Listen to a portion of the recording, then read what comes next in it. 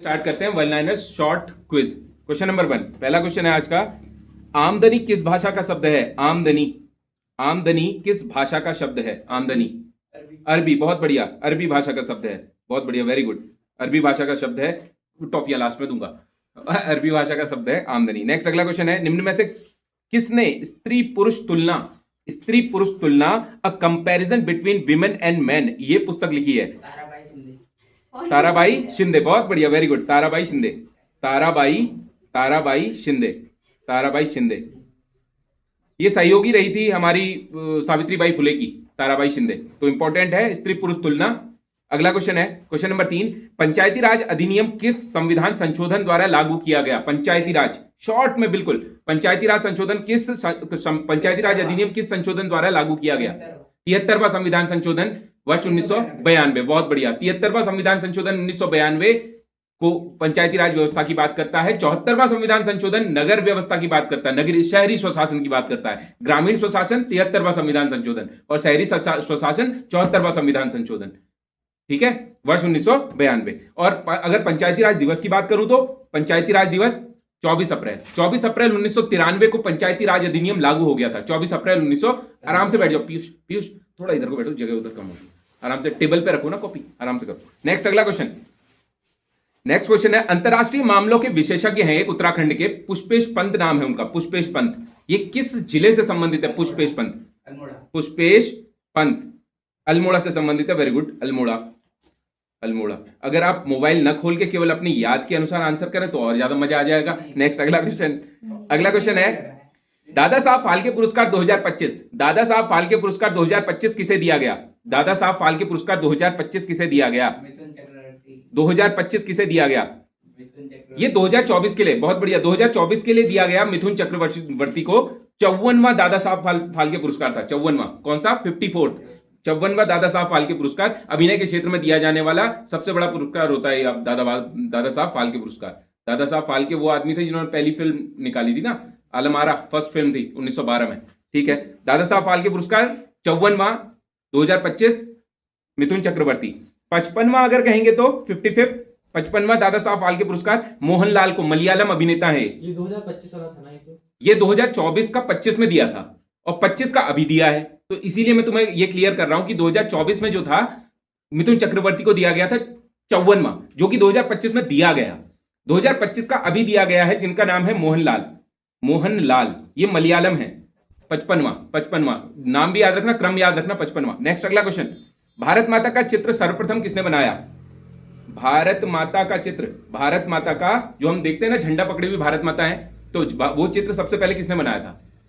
भारत माता का चित्र किसने बनाया? अवनींद्रनाथ टैगोर, रविन्द्रनाथ के भाई हैं। अवनींद्र, बोलिए आंसर कीजिए कानू।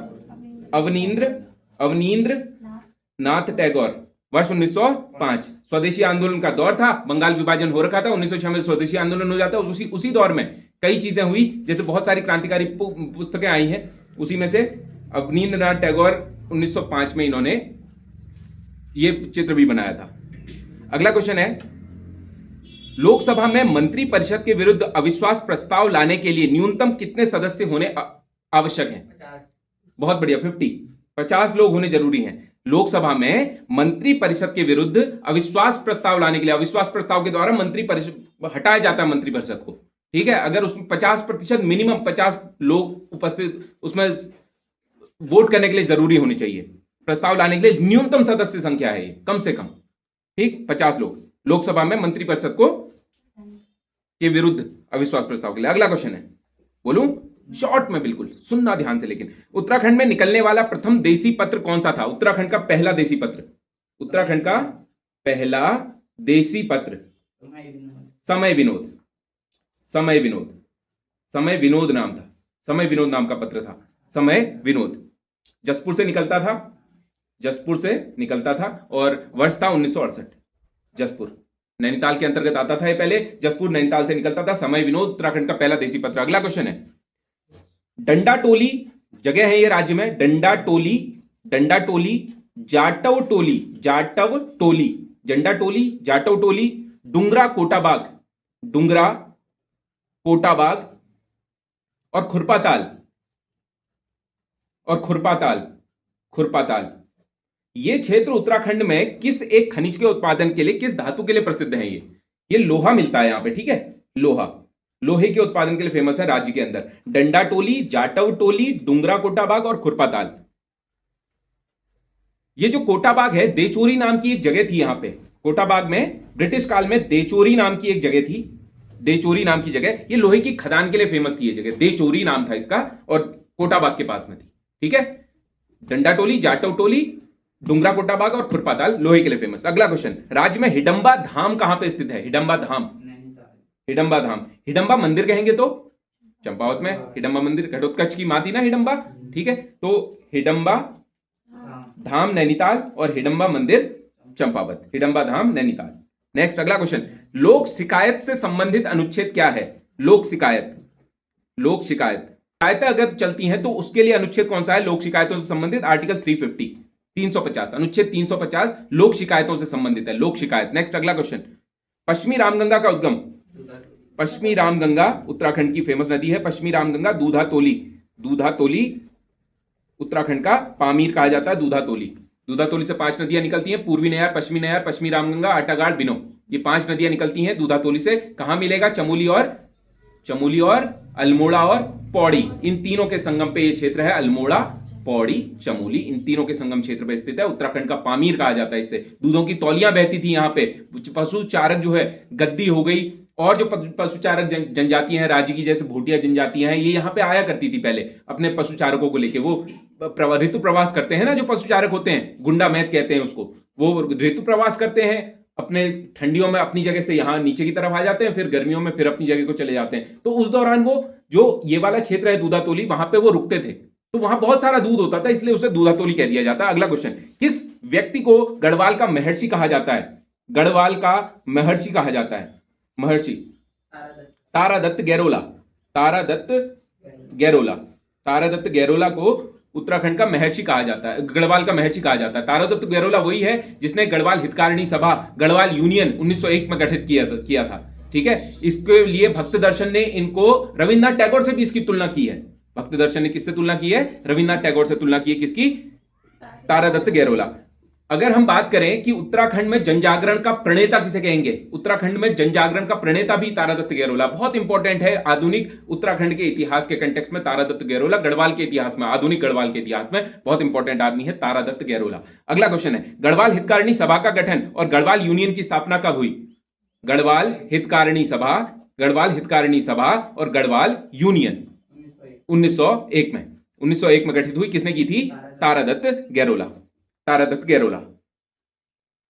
देखिए 1908 में फिर क्या हुआ? कोटाबाग के गढ़वाल भ्रातृ मंडल के पहले अधिवेशन में यह संस्था मुख्य धारा में आई थी, ठीक है। ये जो धारा थी गढ़वाल हितकारिणी सभा, गढ़वाल यूनियन, ये 1908 में एक कोटद्वार में, खोहद्वार कहते हैं, खो नदी बहती है कोटद्वार में, गढ़वाल का प्रवेश द्वार है, गढ़वाल का ग्रास्टिनगंज, स्टील सिटी, ये सारे नाम कोटद्वार के लिए फेमस है। कोटद्वार अपने बौद्ध मठों के लिए फेमस है। प्राचीन काल में, मध्यकालीन इतिहास के समय पे, जब हर्ष का शासनकाल यहाँ पे था, तो माना जाता है ह्वेनसांग आया था यहाँ, उसने कहा था यहाँ पे बहुत सारे बौद्ध मठ हुआ करते थे पहले। तो गढ़वाल भ्रातृमंडल के पहले अधिवेशन में 1908 में ये संस्था, जो गढ़वाल यूनियन और गढ़वाल हितकारिणी सभा में कह रहा हूं, ये मुख्य धारा में आई थी। इसकी अध्यक्षता 1908 में जो कोटद्वार में गढ़वाल भ्रातृमंडल का जो अधिवेशन हुआ था, उसकी अध्यक्षता किसने की थी? कुलानंद बहुगुणा ने। कुलानंद बहुगुणा, कुलानंद बहुगुणा से एरो लगाएंगे, 1908 लिखेंगे, 1908 में कुलानंद बहुगुणा, गढ़वाल भ्रातृमंडल, गढ़वाल भ्रातृमंडल, गढ़वाल भ्रातृमंडल। कब? 1908। कहां? कोटद्वार, बहुत इंपॉर्टेंट जगह है कोटद्वार। नेक्स्ट अगला क्वेश्चन, रतन कवि उत्तराखंड के परिप्रेक्ष्य में बहुत इंपॉर्टेंट है। रतन कवि किसके दरबार में था? रतन कवि किसके दरबार में था? फतेह शाह के दरबार में। फतेह शाह गढ़वाल का एक शासक हुआ पवार वंश का, फतेह शाह, गढ़वाल का शिवाजी भी कह दिया जाता है इसको, फतेह शाह को, फतेह शाह, ठीक है, गढ़वाल का शिवाजी भी कहते हैं। गढ़वाल के शिवाजी फतेह शाह के दरबार में था रतन कवि, और रतन कवि ने एक रचना लिखी थी, फतेह प्रकाश ग्रंथ, फतेह प्रकाश ग्रंथ लिखा था। अगला क्वेश्चन नेक्स्ट है, Thapa comma Nath comma Jyoti comma बरबूंद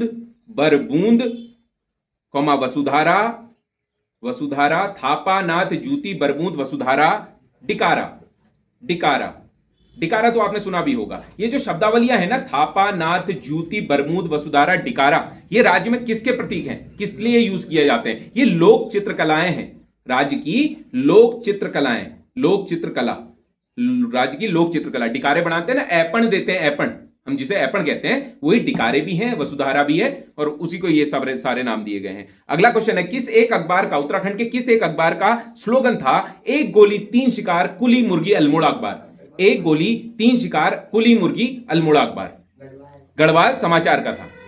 Garhwal समाचार, गढ़वाल समाचार, गढ़वाल समाचार।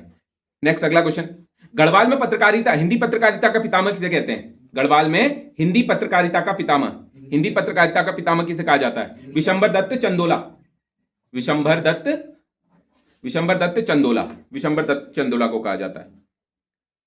आगे चलें, लास्ट क्वेश्चन है, 52 गढ़ों में से सबसे पहला गढ़ कौन सा था?